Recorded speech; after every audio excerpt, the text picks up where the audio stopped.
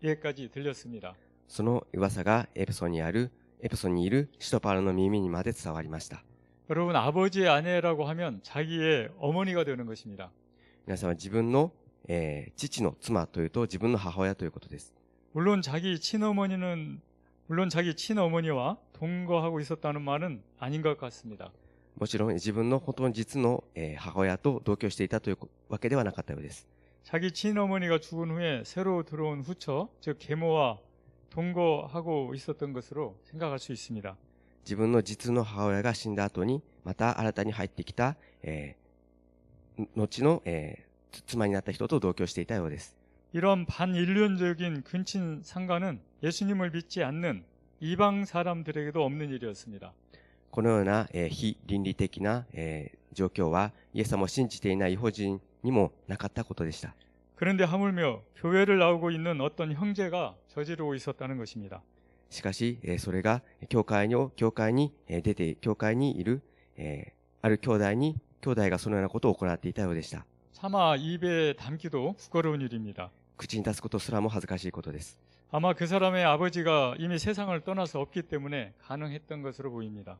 おそらくその人の父親もすでに亡くなっていたためにそのようなことが可能になってしまっていたようです。 만일에 아버지가 살아계시고 또 성질이 급한 분이라면 어쩌면 살인극까지 벌어졌을지도 모르는 그야말로 처참한 상황이었습니다. もしその父親が生きており、少し短気な性格であったならば、殺人、その子を殺してしまったかもしれないほどに、大変悲惨な状況でした。 그런데 더욱 큰 문제는 교회의 태도였던 것 같습니다. しかしもっと大きな問題はそれに対する教会の態度だったようです。 이러한 일이 생기면 교회의 다른 사람들도 당연히 슬퍼하고 마음 아파해야 하는 것 아니겠습니까? このようなことが起きたならば、教会の他の人々も、当然悲しみ、心を痛めなければならないことではなかったでしょうか。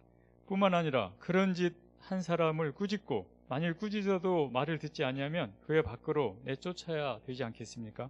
それのみならず、そのようなことを行った人を叱り、もし、叱ったとしても話を聞かないならば、教会の外に追い出さなければならなかったのではないでしょうか。 그런데도 고린도 교회 사람들은 오히려 자만하고 있었다는 것입니다. しかし、むしろコリント教会の人々はむしろ思い上がっていたということです。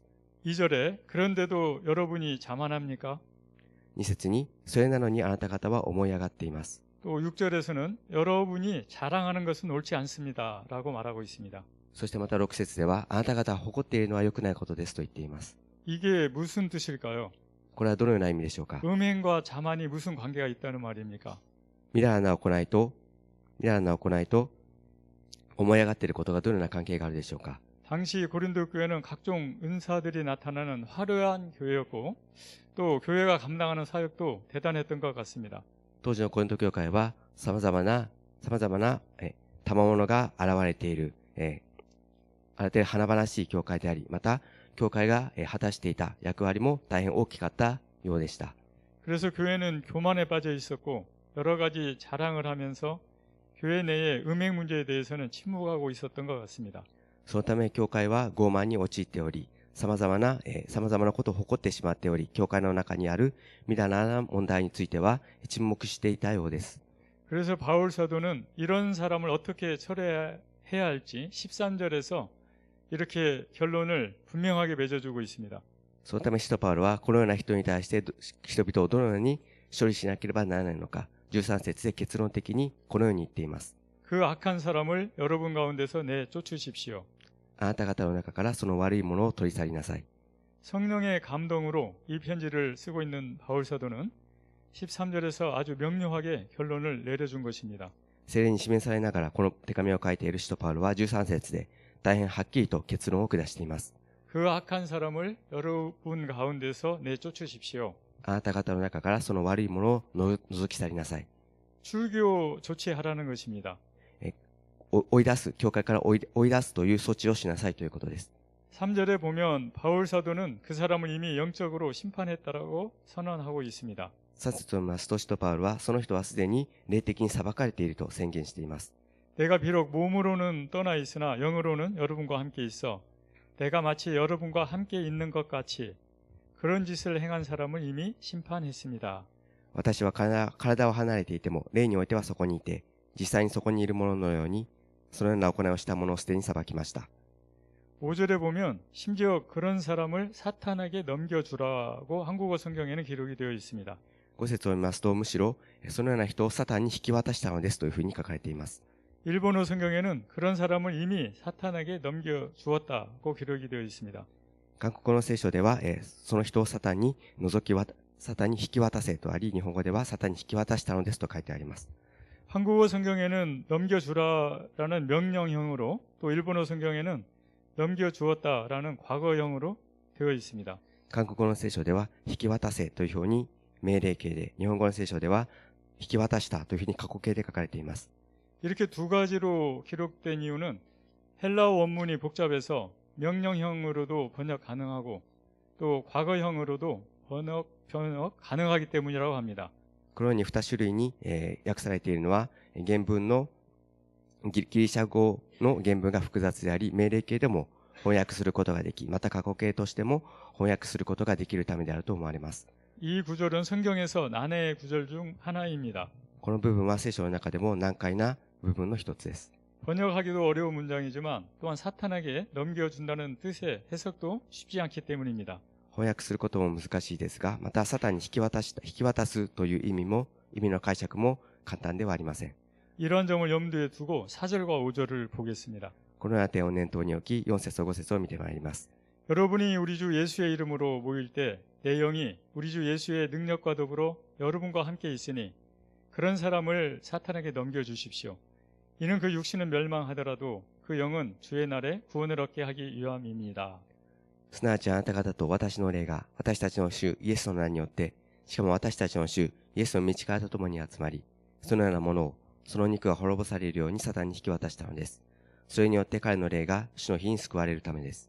여기 사탄에게 넘겨준다는 표현은 교회 밖으로 출교시키는 것을 의미한다고 볼 수 있습니다. ここでサタンに引き渡したという表現は、教会の外に追い出すという措置のことを意味していると見ることができます。 왜냐하면 결론 부분이 13절에서 이 악한 사람을 너희 중에서 쫓아내라고 분명하게 말하고 있기 때문입니다. なぜならば結論部分であります13節で、あなた方の中からその悪いものを除き去りなさいというふうにはっきりと語っているからです。 이처럼 악하고 심각한 죄를 저지른 사람을 쫓아내지 않고 교회에 계속 나오도록 방치하면 어떤 일이 벌어질까요? このように、悪くまた深刻な罪を犯している人を追い出すことなく、教会内に引き続きいるように放置していれば、どのようなことが起きてしまうでしょうか。 6절에서 8절을 보겠습니다. 6節から8節までを見てまいります。 여러분이 자랑하는 것은 옳지 않습니다. 여러분은 적은 누룩이 온 덩어리를 부풀게 하는 것을 알지 못합니까? 여러분은 새 반죽덩이가 되기 위해서 묵은 누룩을 제거해 버리십시오.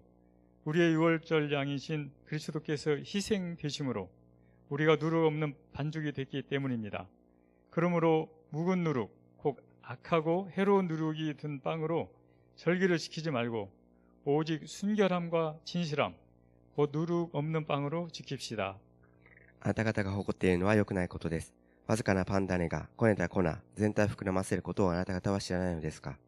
新しいこねた粉のままでいられるように、古いパン種をすっかり取り除きなさい。あなた方は種なしパンなのですから。私たちの杉越の子羊、キリストはすでにほふられたのです。ですから古いパン種を用いたり、悪意と邪悪のパン種を用いたりしないで、誠実と真実の種なしパンで祭りをしようではありませんか。 술교를 하지 않고 방치하면 그 죄가 다른 성도들에게도 퍼져나갈 수 있기 때문에 교회를 못 나오게 해야 한다는 것입니다. 教会が追い出すことをせず放置しているならば、その罪が他の信徒までも及んでしまうために、教会に出てこないようにしなければならないということです。 죄라는 것은 마치 코로나 바이러스처럼 그 전염성이 강하기 때문입니다.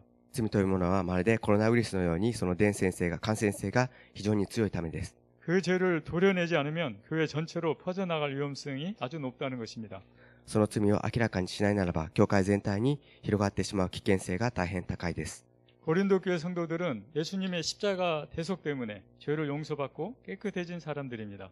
コリント教会の信徒たちは、イエス様の十字架の贖いによって罪を許され、清められた人々です。 지금 우리들도 마찬가지입니다. 今の私たちも同じです。 예전에는 세상 신에 속해 있었지만 이제 예수님 믿고 하나님의 자녀가 된 것입니다. 以前には世の中の神を拝んでいましたが、今はイエス様を信じ、神様のことをされた人々です。 하지만 완전하게 성화된 것은 아닙니다. しかし完全に成果されたのではありません。 마치 저와 여러분이 계속 성화의 과정을 밟아 나가야 하듯이 그들도 계속 노력해야 했습니다. まるで今の私たちも、ずっと、成果の道のりを歩んでいますように、彼らも、努力し続けなければなりませんでした。 그런데도 고린도 교회 사람들은 하나님의 말씀보다 자기들의 생각이 높아져 있었습니다. しかしコリント教会の人々は神様の御言葉よりも自分たちの考えによって高ぶっていました。 아버지의 아내와 음행을 저지르고 있는 그 어떤 사람을 징계하거나 출교시키지 않고 용납하였던 것입니다. 自分の父親の、妻と淫行、未来の行いを行っているそのような人を懲戒したり、また追い出すことなく受け入れてしまっていたのでした。 죄를 용납하는 것도 모자라서 어떤 이유에선지는 몰라도 6절에 무엇인가를 자랑하는 교만한 교회가 되어버렸습니다. 罪を受け入れてしまうことにも足らず、どのような理由であるかわかりませんが、6節にありますように何か誇っている傲慢な教会となっていました。 사랑하는 여러분, 바울 사도는 고린도 교회가 이 사람을 쫓아야 하는 이유를 두 가지로 설명하고 있습니다. 愛する皆様、使徒パウロはコリント教会がその人を追い出さなければならない理由を2つの理由に分けて説明しています。 그 두 가지 중 하나는 지금까지 살펴보았듯이 교회를 보호하기 위해서였습니다. その2つのうちの1つは今まで見てきましたように教会を守るためでした。 그런데 교회의 보호 외에도 또 다른 이유가 하나 더 있었습니다. しかし教会を守るため以外にももう一つの理由がありました。 5절을 다시 한번 보겠습니다. 5節をもう一度見てみたいと思います。 그런 사람을 사탄에게 넘겨주십시오. 이는 그 육신은 멸망하더라도 그 영은 주의 날에 구원을 얻게 하기 위함입니다. そのようなものをその肉が滅ぼされるようにサタンに引き渡したのです。それによって彼の霊が主の日に救われるためです。 그 사람을 사탄에게 넘겨줘서 교회 밖으로 내어 쫓아야 하는 이유가 무엇이라는 것입니까? その人をサタンに引き渡し教会の外に追い出さなければならない理由は何だと言っているでしょうか。 그 이유는 그가 육신은 멸망하더라도 그 영은 주의 날에 구원을 얻게 하기 위해서라는 것입니다. その理由はその人の肉が滅ぼされるようなことがあったとしてもその霊が主の日に救われるためでありました。 교회 밖으로 내어 쫓아서 사탄에게 넘겨주는 일은 일시적인 형벌이지 영원한 형벌은 아니라는 것입니다. 教会の外に追い出しサタンに引き渡すことは一時的な処罰であって永遠の処罰ではないということです。 그 사람에게 죄를 깨닫게 하고 또한 회개할 기회를 줘서 그가 결국 영원히 살 수 있는 길로 돌아서도록 도와주는 것입니다. その人に罪を悟らせ、その人に悔い改める機会を与えて、その人が最終的には永遠に生きることができる道へと立ち返るように助けてあげることです。 이처럼 교회의 징계는 범죄한 사람에 대한 최종적인 심판이나 벌임이 아니라 このように教会の懲戒は処罰に罪を犯した人に対する最終的な裁きや見捨てるということではありません。 회개와 돌이킴을 위한 일시적인 고난이며 悔い改めとまた立ち返るための一時的な苦難を与えることです。 구원을 전제로 하는 하나님 사랑의 또 다른 표현이라고 할 수 있습니다. それは救いを前提とした神様の愛の別の表現であるということができます。 근친상간 범죄자를 그대로 방치하는 것은 사랑이 아니라 무관심이기 때문에 그 사람을 영원한 멸망에 빠뜨리게 될 것입니다. 近親相関の犯罪者をそのまま放置することは愛ではなく無関心であるため、その人を永遠の滅びに陥れてしまうことであります。 뿐만 아니라 다른 사람들까지도 함께 타락하게 만드는 누르기요 전염병이 될 것입니다. それのみならず他の人々も堕落させてしまうパンダネであり、また伝染病となってしまいます。 다음으로 바울 사도가 고린도전서 5장에서 강조하고 있는 것은 비록 몸으로는 떠나 있으나 영으로는 함께 있다는 것입니다. また次に使徒パウロが第一コリント5章で強調していることは、確かにたとえ体を離れていても霊は共にあるということです。 3절에서 바울 사도는 내가 비록 몸으로 떠나 있으나 영으로는 여러분과 함께 있어 내가 마치 여러분과 함께 있는 것 같이 그런 짓을 행한 사람을 이미 심판했다라고 말씀하고 있습니다. 3節で使徒パウロは、私は体が離れていても霊においてはそこにいて、実際にそこにいるもののようにそのような行いをした人をすでに裁きましたと言っています。 사랑하는 여러분, 성령 하나님은 시간과 공간을 초월해서 지금 이 자리에 우리와 함께 하고 계시는 줄로 믿습니다. 愛する皆様、聖霊様である神様は時間と空間を超越して、今この場におられる私たちとも共にいると信じております。 이 자리에 계셔서 우리의 예배를 받고 계시는 줄로 믿습니다. この場におられ、私たちの礼拝を受け取ってくださっております。 이것이 믿음의 신비요, 또 신앙의 신비입니다. これは信仰の神秘であります。 마찬가지로 바울 사도 역시 몸은 에베소에 있었지만 성령에 감동된 교회 영은 고린도 교회와 함께 하고 있었습니다.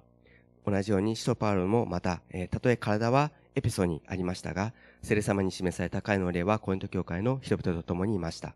고린도 교회와 함께한 상태에서 그 사람을 사도 바울이 이미 심판했다는 것입니다. コリント教会と共にある状態で、その人を使徒パウロはすでに裁いたということです。 또한 고린도 교회 사람들이 예수님의 이름으로 모일 때에 바울 사도의 영도 그곳에 있겠다라고 알려주고 있습니다. またコリント教会の人々がイエス様の皆によって集まるときに、使徒パウロの霊もその場所に共にあると語っています。 내가 그 모임에 함께 있을 테니까 그런 사람을 사탄에게 넘겨줘서 교회에서 내쫓으라 이렇게 말하고 있는 것입니다.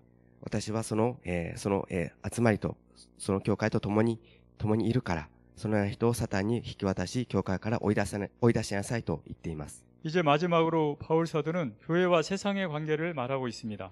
そして最後に使徒パウロは教会とこの世との関係について語っています。 9절과 10절 말씀입니다. 9節と10節の御言葉です。 나는 내 편지에 여러분에게 음행하는 사람들과 어울리지 말라고 썼습니다.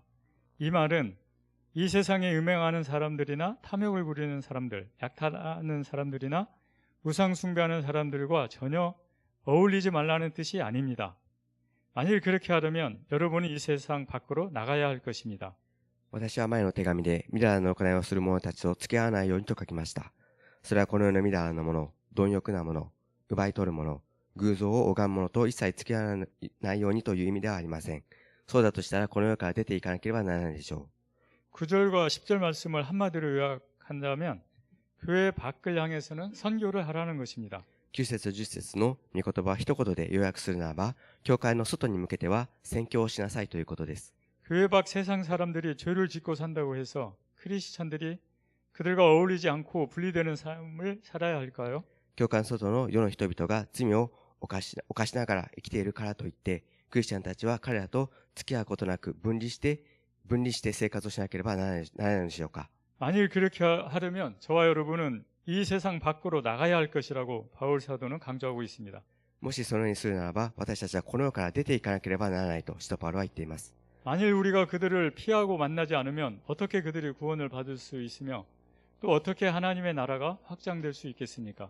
もし私たちが彼らを避けて会うことがなければ、どのようにして彼らは救われ、どのようにして神様の御国に行くことができる、神様の御国が広げられていくことができるでしょうか。 우리는 세상 사람들을 사귀고 만나되 그들과 함께 타락할 것이 아니라 그 반대로 그들을 변화시켜 나가야 할 것입니다.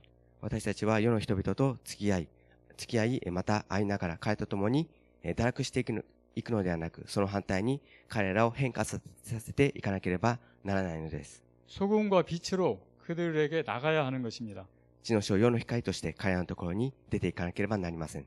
이제 11절에서 13절까지 읽고 오늘 말씀을 마치겠습니다. 13節から14節までをお読みしてのところを見て今日の御言葉を結びたいと思います。 지금 내가 여러분에게 어울리지 말라고 쓴 것은 만일 형제라 불리는 어떤 사람이 음행하는 사람이거나 탐욕을 부리는 사람이거나 우상 숭배하는 사람이거나 중상모략하는 사람이거나 술꾼이거나 약탈하는 사람이라면 그런 사람과는 함께 먹지도 말라는 것입니다. 교회 밖에 있는 사람들을 판단하는 것이 나와 무슨 상관이 있겠습니까? 여러분이 판단해야 할 사람은 교회 안에 있는 사람들이 아닙니까? 밖에 있는 사람들은 하나님께서 판단하실 것입니다. 그 악한 사람을 여러분 가운데서 내쫓으십시오. 私が今書いたのは、兄弟と呼ばれるもので、みだらなもの、貪欲なもの、偶像を拝むもの、人をそしるもの、酒に溺れるもの、奪い取る者がいたなら、それらの者とは付き合ってはいけない、一緒に食事もしていないということです。外部の人たちを裁くことを私がすべきことでしょうか。あなた方が裁くべきものは内部の人たちではありませんか。外部の人たちは神がお裁きになります。あなた方の中からその悪いものを除き去りなさい。 사랑하는 여러분, 우리 가운데서 형제 자매라 불리는 사람들조차도 여러 가지로 죄를 지을 수가 있습니다. 愛する皆様、私たちの中にいる兄弟姉妹と呼ばれる人々の中にも様々な罪を犯す人がいることがあります。 음행, 탐욕, 우상숭배, 중상모략, 술꾼, 또한 다른 사람의 것을 약탈하는 죄 등을 지을 수 있다는 것입니다. みだらなもの、みだらな行いをする者、貪欲な人、偶像を拝む者、人を罵る人、酒に溺れる人、奪い取る人、そのような人がいるかもしれません。 이때 우리는 어떻게 해야 되겠습니까? この時に私たちはどのようにしなければならないでしょうか。 그런 사람과는 어울리지 말고 경계해서 죄를 깨닫게 하고 회개하도록 도와주라는 것입니다. そのような人とは付き合うことをせず、警戒して罪を悟らせ、悔い改めるように助けてあげることです。 그래도 말을 듣지 않으면 교회 밖으로 쫓아내라고 바울 사도는 강력하게 말씀하고 있습니다. それでも話を聞かないならば、教会の外に追い出しなさいと使徒パウロは強く話しています。 또한 나 자신이 음행과 탐욕과 우상숭배와 중상모략 등의 죄를 짓고 있지 않는지 이 아침에 나 자신부터 성찰하고 회개하여야 할 것입니다. また自分自身がそのようなみだらな行いや貪欲や偶像崇拝や人を罵ったりそのような罪を犯していないか、まずこの朝自分自身のことから考えてみなければなりません。 죄에 대해서는 단호하게 대처하지만 罪に対しては断固に対処しますが、 죄인들을 구원해내는 저와 여러분들이 되게 해달라고 기도해야 할 것입니다. 罪人の人々は救ってくださいと祈っていきたいと思います。 사랑하는 여러분, 오늘 말씀의 결론입니다. 愛する皆様、今日の御言葉の結論です。 안으로는 성결 공동체, 밖으로는 선교 공동체. 内部は清い共同体、外に向けては宣教の共同体。 우리 다 같이 한번 외쳐보겠습니다. 共に 안으로는 성결 공동체, 밖으로는 선교 공동체. 皆さんと、言いたいと思います。 네, 内部には清い共同体、外に向けては宣教の共同体。 아멘. 네, 같이 기도드리겠습니다. お祈りいたします。 사랑하는 아버지 하나님, 愛する天の神様、 예수 그리스도 그 귀한 보혈의 피를 십자가 위에 유월절 어린 양으로 내어주신 것을 이 시간도 감사드립니다. イエス様の清い血潮を十字架の子羊として捧げてくださったことを今一度感謝いたします。 우리를 구원하셔서 깨끗하게 하였사오니 이제 우리가 그에 합당한 삶을 살기를 원합니다. 私たちを救い清くしてくださいましたから、それに合う私たちをなせてください。 교회 안으로는 성결한 공동체를 추구하고 教会の内部としては清い共同体を追求し、 교회 밖으로는 선교하는 공동체가 되도록 하나님께서 은혜를 더하여 주시옵소서. 教会の外に向けては宣教していく共同体となりますように、神様が恵みに恵みを増し加えてください。 감사드리며 예수 그리스도의 이름으로 기도드리옵나이다. 感謝し、イエス様の名前によってお祈りいたします。